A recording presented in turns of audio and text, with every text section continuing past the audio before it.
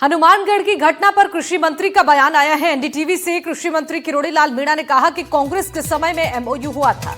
गहलोत साहब ने एमओयू किया था। मैं खुद 4 बार श्रीगंगानगर गया। लोकतंत्र में हिंसा का कोई स्थान नहीं है। किसान अपना पक्ष शांति से रखें। दोनों पक्षों की बात सुनेगी सरकार। रास्ता वार्तालाप और बातचीत से ही निकलेगा, कृषि मंत्री की तरफ से ये कहा गया है। कृषि मंत्री डॉक्टर किरोड़ी लाल मीणा, उनसे बात करते हैं। डॉक्टर साहब, हनुमानगढ़ का जो आंदोलन है वो क्यों हो रहा है, क्या कारण पता लगा? देखो, हमने राइजिंग राजस्थान किया, कल प्रवासियों का सम्मेलन किया और पिछली सरकारों ने भी इन्वेस्टमेंट आए, गहलोत साहब ने भी किए, उससे पहले वसुंधरा जी ने भी किए, सभी करते हैं। और जब पिछली सरकार का किया हुआ एमओयू है, जो देश का सबसे बड़ा प्लांट लग रहा है, जैसे मेरे को जानकारी मिली, और वो गहलोत साहब ने अप्रूव किया, एमओयू हुआ, और उन्हीं के दल के माननीय विधायक किसानों के थ्रू धावा बोल रहे हैं प्लांट पर। उनकी समस्या वाजिब हो सकती है, मैं मना नहीं कर सकता, लेकिन उन किसानों को बात सरकार तक पहुंचानी थी। सरकार तक नहीं आए तो मैं खुद 4 बार गंगानगर गया हूँ। कलेक्टर से मेरी बात हुई थी, उन्होंने मेरी जानकारी में डाला था। मैंने उनको बुलाया, लेकिन वो नहीं आए। वो नहीं आ सकते थे, मेरे को धरना स्थल पर बुला सकते थे, लेकिन अपने डेमोक्रेसी में हिंसा को कोई स्थान नहीं है। ऐसा हिंसक वातावरण अगर बनाएंगे अपनी, तो इन्वेस्टमेंट के लिए यहाँ पर कौन आएगा? पूरे देश प्रदेश दुनिया में राजस्थान का मारवाड़ी है। अब हमने इंफ्रास्ट्रक्चर डेवलप किया है और यहाँ उद्योग धंधे खुलने की संभावना हुई है, तो ये माहौल बिगाड़ा जाना ठीक नहीं है। और मैं किसानों को कहना चाहूँगा कि आपको एक बार आके माननीय मुख्यमंत्री जी से मिलना चाहिए। आपके पास कोई जरिया नहीं है तो मैं आपके साथ चलूँगा, मुख्यमंत्री जी से बात करूँगा। आप अपना पक्ष रखें, आपका पक्ष हो सकता है सही हो। मैं यहाँ कोई उस प्लांट के मालिक को सपोर्ट नहीं कर रहा, लेकिन जब तक दोनों को बैठा के सरकार तक बात नहीं पहुँचाई जाएगी और सच्चाई पता नहीं लगेगी, क्योंकि रास्ता तो संवाद से ही निकलेगा, रास्ता हिंसा से नहीं निकलेगा। इसलिए मैं किसान भाइयों से निवेदन करना चाहूँगा, हिंसा को छोड़कर वार्तालाप करें। निश्चित रूप से सरकार कोई न कोई रास्ता निकालेगी। कांग्रेस से अपील कर रहे हैं कि आंदोलन से हटे। कांग्रेस क्यों मानेगी? क्यों मानेगी? मैं हटने की कब कह रहा हूँ? खुद जाएं, पायलट साहब जाके धरना दें, गहलोत साहब जाएं।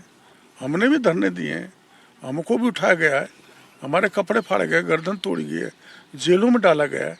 हम ऐसा तो आपके साथ कुछ नहीं कर रहे।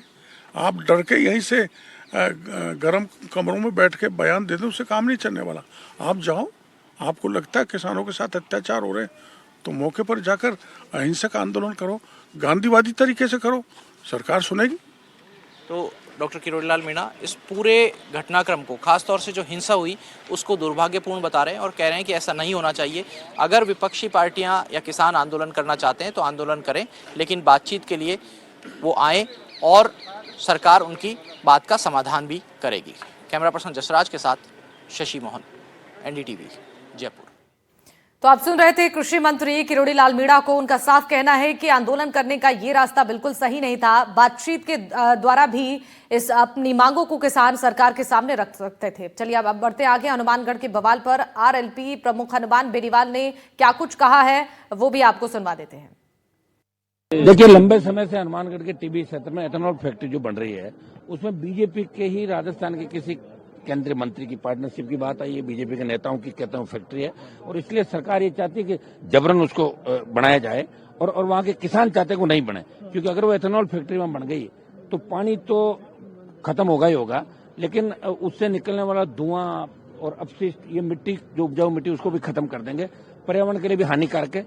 और किसान शांतिपूर्ण तरीके से आंदोलन करते। 5000 से ज्यादा किसान थे। कई वहाँ पार्टियों के नेता वहाँ शामिल थे, हमारे भी लोग वहाँ पे थे, राष्ट्रीय लोकतांत्रिक पार्टी के। लेकिन लाठीचार्ज किया, दौड़ा के किसानों को पीटा गया और 50 से ज्यादा किसान घायल हुए। कई किसानों को गिरफ्तार कर लिया, झूठे मुकदमे लगाए गए। ये मामला मैंने हाउस के अंदर उठाया कि साहब इस मामले की पूरी जांच करा के एथेनॉल फैक्ट्री को बंद किया जाए। ये मामला मैंने उठाया। तो कांग्रेस का भी मैंने ध्यान आकर्षित किया कि आपका विधायक घायल है और आप यहाँ बैठे हो, हंस रहे हो खिलखिला के, तो आपको इस बात को उठाना।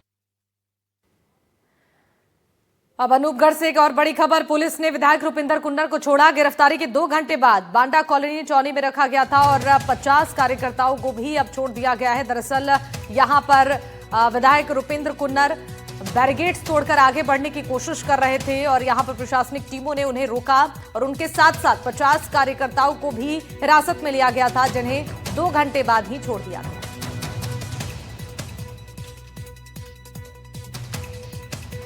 आज गमुड़ोली थाना क्षेत्र में बींसवाला के पास में जो रुपिंदर सिंह जी माननीय विधायक हैं वो जा रहे थे, तो उनके साथ में थे, उनको गिरफ्तार किया गया था और बांडा कॉलोनी चौकी पुलिस थाना अनूपगढ़ में लाया गया था और यहाँ रखा गया था। उसके बाद में इनकी रिहाई कर दी गई। अभी यहाँ से तो हिंसा, बवाल और आगजनी पर अब कई सवाल खड़े हो रहे हैं। फैक्ट्री के विरोध पर सियासत भी अब तेज होती नजर आ रही है।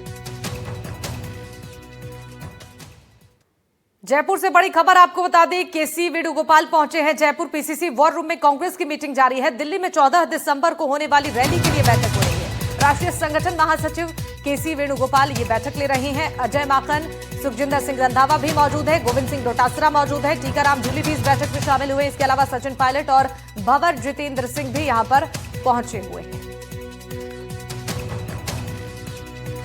14 दिसंबर को दिल्ली में रैली होने वाली है। उससे पहले ये महत्वपूर्ण बैठक, केसी वेणुगोपाल जयपुर पहुंचे हैं और मीटिंग ले रही हैं। सचिन पायलट, भंवर जितेंद्र सिंह भी मौजूद हैं इस मीटिंग में।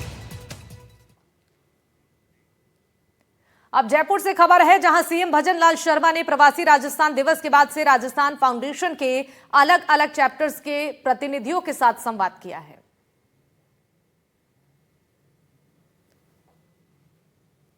तो मुख्यमंत्री भजनलाल शर्मा ने प्रवासी राजस्थान दिवस के बाद से राजस्थान फाउंडेशन के अलग अलग चैप्टर्स के जो प्रतिनिधि हैं उनसे बातचीत करते हुए नजर आए हैं।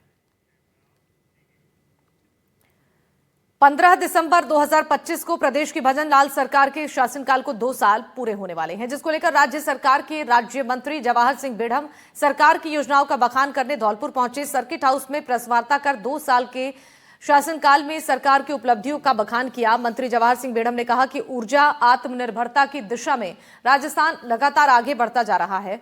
सूर्या घर मुक्त बिजली योजना के तहत 1 लाख से भी ज्यादा रूफटॉप सोलर स्थापित किए गए हैं और पीएम कुसुम योजना को बीते 2 सालों में राज्य सरकार ने मजबूत इच्छा शक्ति के साथ धरातल पर उतारा है। मुख्यमंत्री भजनलाल शर्मा ने राजस्थान प्रदेश की बागडोर संभाली है, तब से हर क्षेत्र में बेहतर काम किए जा रहे हैं।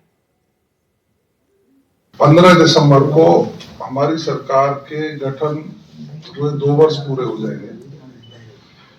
इन 2 वर्षों में राजस्थान के विकास को गति देने का काम, राजस्थान में कानून व्यवस्था सुदृढ़ रहे, इसके लिए सरकार के प्रयास, आमजन में सामंजस्य रहे और पूरे राजस्थान का समन्वित विकास हो, इस परिकल्पना को लेकर प्रदेश के यशस्वी मुख्यमंत्री आदरणीय भजनलाल शर्मा साहब द्वारा चहुमुखी विकास के लिए एक तरफ जहां बजटीय प्रावधान रखे, वहीं दूसरी ओर राजस्थान सरकार और केंद्र सरकार की जो फ्लैगशिप योजना है उनका प्रभावी क्रियान्वयन होकर लोगों को लाभान्वित करने का काम किया जाए।